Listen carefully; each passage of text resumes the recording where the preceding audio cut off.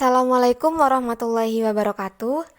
Halo, perkenalkan saya Eka Puspitawardani, NIM 2402111566, mahasiswi PPG Prajabatan Gelombang 1 Universitas Jember. Di sini, saya akan mengkampanyekan praktik baik mengenai penerapan scaffolding pada Zone of Proximal Development atau ZPD dalam pelaksanaan pembelajaran di kelas 10 ATU2 SMKN 5 Jember. Intervensi penerapan scaffolding pada Zone of Proximal Development. Pengertian scaffolding. Scaffolding berasal dari kata scaffold yang memiliki arti tangga atau perancah yang biasa digunakan oleh pekerja bangunan.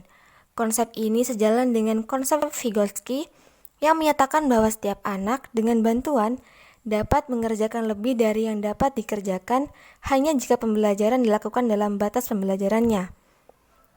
Scaffolding merupakan suatu teknik pemberian dukungan belajar secara terstruktur kepada peserta didik agar dapat memecahkan permasalahan secara mandiri. Pengertian Zone of Proximal Development. Zona perkembangan proksimal atau dikenal dengan Zone of Proximal Development atau ZPD dapat diartikan sebagai daerah perkembangan terdekat. Vygotsky mengatakan perkembangan peserta didik dibedakan menjadi dua tingkat. Yang pertama, tingkat perkembangan aktual, dan yang kedua, tingkat pengembangan potensial. Tingkat pengembangan aktual merupakan kemampuan peserta didik untuk menyelesaikan tugas secara mandiri. Kemampuan semacam ini disebut dengan kemampuan instrumental. Sedangkan tingkat pengembangan potensial merupakan kemampuan peserta didik untuk menyelesaikan tugas dengan dibimbing orang yang lebih mampu. Kemampuan semacam ini disebut dengan kemampuan intermental. Lalu, jarak antara tingkat pengembangan aktual dengan tingkat pengembangan potensial disebut sebagai Zone of Proximal Development. Penerapan scaffolding dalam ZPD di kelas 10 ATU2 SMKN 5 Jember. Materi yang saya berikan adalah mengidentifikasi kaidah kebahasaan teks hikayat, elemen membaca dan memirsa. Model yang digunakan adalah problem-based learning. Dalam hal ini, saya melakukan bimbingan kepada peserta didik hingga mereka dapat menyelesaikan tugasnya secara mandiri. Adapun aktivitas pembelajaran selama penerapan scaffolding pada ZPD adalah yang pertama penyampaian materi, yang kedua adalah mengorganisasi peserta didik menjadi beberapa kelompok. Peserta didik dikelompokkan berdasarkan tingkat pemahaman yang diperoleh dari hasil asesmen diagnostik. Pengelompokan tersebut membantu saya untuk mengelompokkan peserta didik berdasarkan tingkat pemahamannya masing-masing. Yang ketiga adalah pemberian tugas. Pemberian tugas disesuaikan dengan tingkat pemahaman peserta didik. Saya membagikan LKPD kepada masing-masing kelompok. Berikutnya yaitu melakukan pembimbingan. Pembimbingan yang saya lakukan ini menyesuaikan dengan tingkat pemahaman masing-masing kelompok.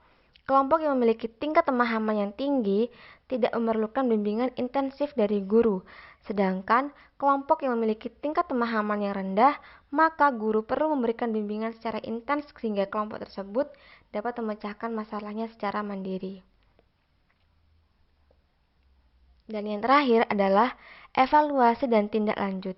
Evaluasi dilakukan dengan cara menguatkan hasil kerja peserta didik dengan memberikan penjelasan tentang materi yang telah diajarkan hari ini. Tidak lupa, saya menyampaikan tindak lanjut kegiatan yakni mempelajari materi berikutnya. Hasil yang dicapai melalui penerapan scaffolding dalam ZPD adalah peserta didik terlibat penuh dalam proses pembelajaran. Yang kedua, mewujudkan suasana pembelajaran yang nyaman. Yang ketiga, menghindari terjadinya kesenjangan pemahaman peserta didik di kelas. Berikutnya, peserta didik memiliki progres positif dalam menyelesaikan tugas. Dan yang terakhir, meningkatkan aktivitas diskusi dan kerjasama dalam kelompok. Pembelajaran dan replikasi. Dengan menerapkan scaffolding pada ZPD peserta didik, kemampuan yang dimiliki peserta didik dapat berkembang hingga pada fase dapat memecahkan permasalahan secara mandiri. Hal ini tentu akan berdampak pada tercapainya tujuan pembelajaran. Baik, itulah kampanye praktik baik yang dapat saya sampaikan mengenai penerapan scaffolding pada ZPD di kelas 10 ATU 2 SMKN 5 Jember.